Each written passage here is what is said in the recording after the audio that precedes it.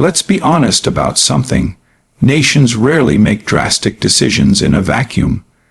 When a country like India ends trade with a power as influential as America, it isn't out of impulse or ideological bravado. It's the product of long, simmering tensions, of patterns that became impossible to ignore. For years, the trade relationship with the United States was presented as mutually beneficial, but in truth, it increasingly resembled a one-way street.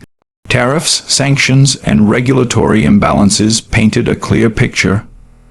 India was expected to play by rules it had little say in writing, while its own economic aspirations were often dismissed as secondary. This wasn't merely a matter of economics. It was a question of dignity.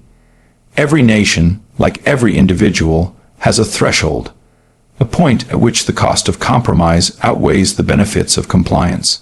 For India, that threshold was crossed when trade became less about partnership and more about subordination.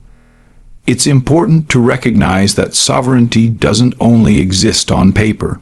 It's lived day by day in the choices a nation makes about who it trades with, whose currency it uses, and whose approval it seeks.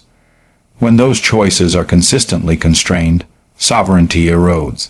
And that's what India was beginning to feel. An erosion, subtle but undeniable. Of course, breaking away isn't easy. There's a comfort in familiarity, even when it's unequal. But comfort can become a cage if it keeps you from stepping into your own potential. America's economic dominance has long functioned as a gravitational force, pulling others into its orbit. Yet at some point, India had to ask, do we continue circling endlessly, or do we chart our own path? That question is not just political. It's deeply psychological. It's about self-respect on a national scale. And here's the truth. The breaking point wasn't about hostility. It was about clarity. Clarity that a nation's growth cannot be negotiated at someone else's table. Clarity that compromise without mutual respect isn't diplomacy, it's dependency. And when that truth finally crystallizes, the only logical choice is to walk away, even if the road ahead is uncertain. Because sometimes, the first step toward true independence is the courage to leave the familiar behind. What good is a relationship if it costs you the very essence of who you are? Dependency has a strange way of disguising itself as stability. For years, India's trade with the United States was framed as a partnership. Yet beneath that surface was a quiet but persistent imbalance. One where India's role was often reduced to that of a compliant participant in someone else's system. It's easy to fall into that rhythm because dependency offers predictability. But predictability, when rooted in subordination, comes at the expense of growth, and growth, by its very nature, requires discomfort, risk, and sometimes a bold rejection of the status quo. This is why redefining the relationship wasn't merely an economic adjustment. It was a psychological realignment. You see, a nation that views itself as dependent begins to think like one. Its ambitions shrink to fit within the boundaries drawn by others. Its leaders, no matter how visionary, are constrained by the invisible lines of expectation set by global powers. That isn't partnership. It's quiet submission, and over time, it corrodes a country's ability to see itself as an independent architect of its own destiny. India is now confronting that deeply ingrained pattern. By stepping away from the gravitational pull of Western markets, it's declaring that it will no longer define itself by the comfort of old alliances or the fear of economic repercussions. It's making a statement. We are no longer willing to be positioned as a junior partner in a world order that doesn't reflect our realities or respect our aspirations. And that's not just a political stance. It's an assertion of self-worth on a national scale. Of course, this shift comes with uncertainty. It means venturing into uncharted territory, building new systems, and taking on the weight of autonomy. But that's precisely how self-determination works. It's messy, it's uncomfortable, and yet it's liberating. Because only when a nation steps out of its assigned role can it truly discover what it's capable of. And so, the choice becomes clear. Continue existing within the narrow confines of dependency or embrace the risks of defining your own path. The former may feel safer, but it is in the latter where true sovereignty and true dignity are found. If you never claim your independence, can you ever truly call yourself free? When a nation shifts its alliances, it's rarely about sentiment. It's about strategy. India's decision to turn toward Russia and China isn't an emotional reaction to America. It's a calculated move to reshape its position in a rapidly changing global order. For decades, the West held a near monopoly on defining economic norms, political alliances, and even moral narratives. But the world isn't what it used to be. Power has diffused, new players have emerged, and India, with its size, resources, and ambitions, understands that aligning with other rising powers isn't just an option, it's a necessity. Russia and China represent more than trade partners. They symbolize an alternative to the Western-centric framework that has long dictated how global relationships operate. This isn't to say that these nations are without flaws or complexities. Far from it. But what draws India toward them is a shared vision of multipolarity, a belief that the world should no longer be ruled by one dominant center of power, but shaped by many voices with diverse interests. In that sense, the partnership isn't about replacing one dependency with another. It's about building a coalition strong enough to challenge the idea that only one world deserves to prevail. There's also a deeply psychological element to this choice. For too long, countries like India were expected to adapt to systems they didn't create, playing by rules written in rooms where they weren't even invited. By turning to Russia and China, India is asserting that it will no longer be a passive recipient of global decisions. It wants to be a co-author, shaping the narrative, not simply living within it. Of course, this pivot comes with its own risks: economic pushback, diplomatic tension, and the challenge of balancing relationships with competing powers. But great shifts always carry weight. They demand courage, vision, and the willingness to endure discomfort for the sake of transformation. And so, India's realignment isn't simply about who it trades with. It's about rewriting the script.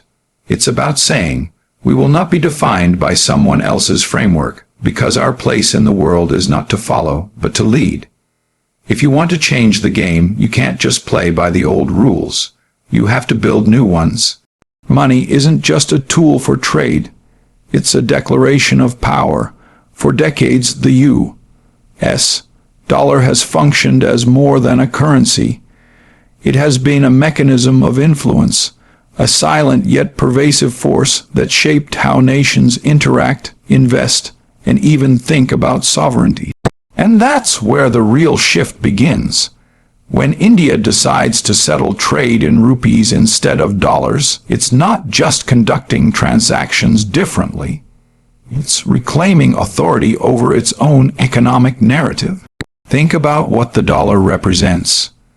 Every time a country is forced to conduct trade in it, it's implicitly participating in an economic order designed to serve the interests of those who control that currency. It's convenient, yes. It's stable, yes. But it also creates a quiet dependency, reliance that subtly limits freedom. Over time, this reliance conditions nations to accept the dollar as a universal law, something beyond challenge, something unquestionable.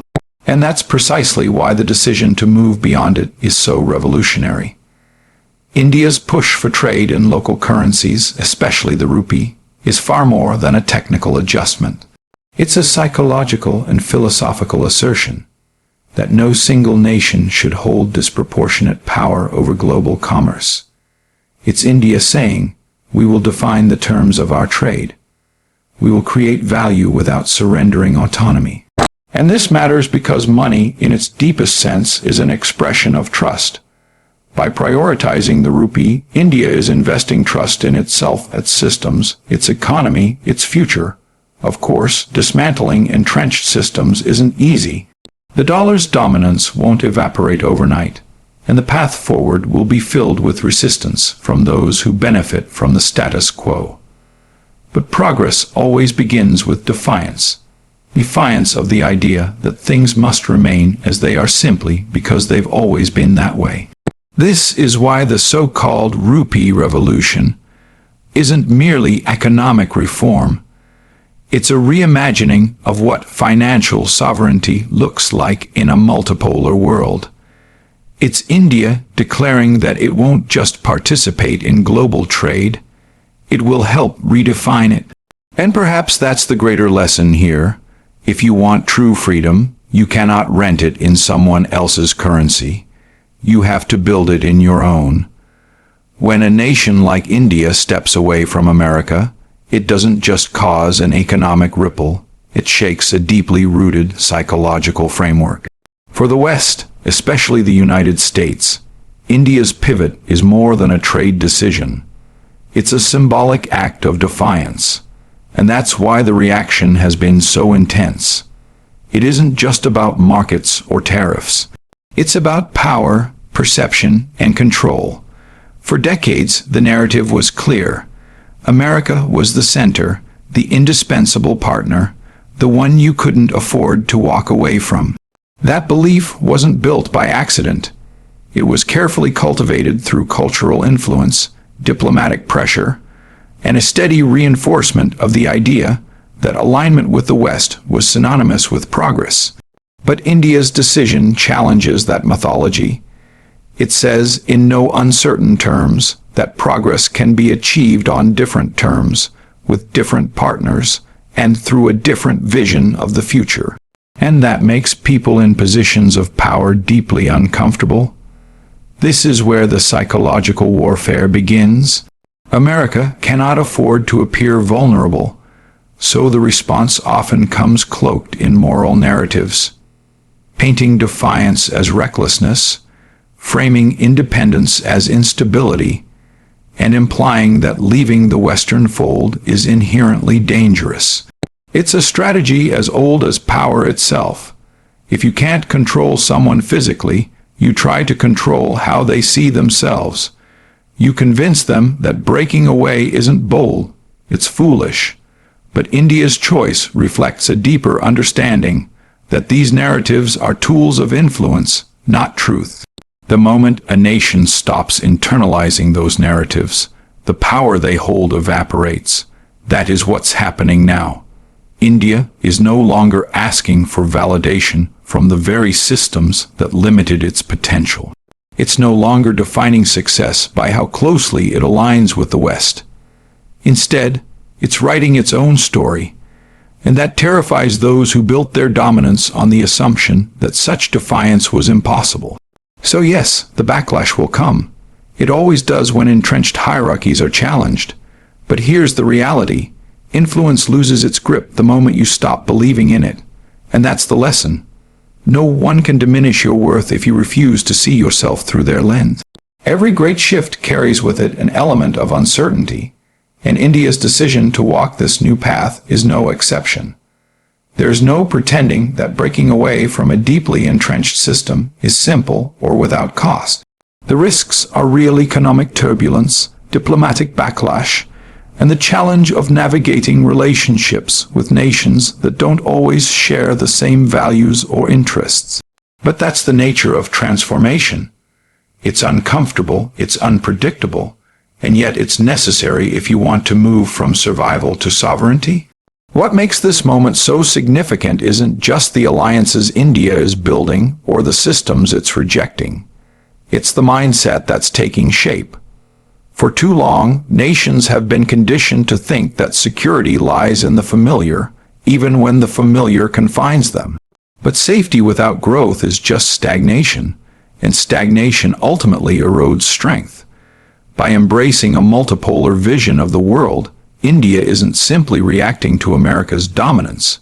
It's redefining the game entirely.